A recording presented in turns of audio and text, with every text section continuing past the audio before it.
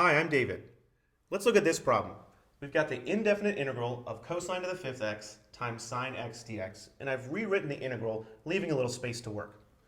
Okay, whenever we see an integral that looks like this, with cosine x raised to a power and sine x raised to a power, we should remember that, well, the derivative of sine x is cosine x, and the derivative of cosine x is negative sine x. So they kind of lend themselves to u substitution, where I pick u equals either sine x or cosine x. Well, in this case, I have a sine x dx sitting right there. So it would be really good if that were my du. If that were the case, then u would have to equal cosine x. Well, du wouldn't be sine x, it would be negative sine x dx, but it's close.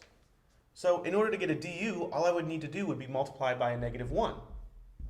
But if I multiply by negative 1, I'm technically changing the integrand. So that I don't change the integrand, I'll also multiply by 1 over negative 1 or negative 1.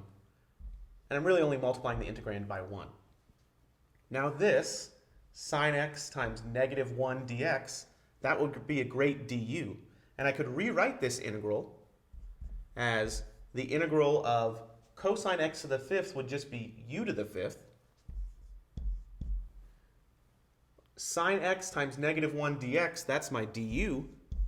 And the only thing I've got to deal with is this other negative 1, and I'll just bring that constant out front to make it a negative integral out there. Now this is an easy integral to do. This is negative 1/6 u to the sixth plus c. I can't forget about that plus c because it's the indefinite integral. And then finally, I just replace the u with what it is. U is the same as cosine x. So this is negative 1/6 cosine to the 6x plus c. And that's my final answer right there. Thanks for watching.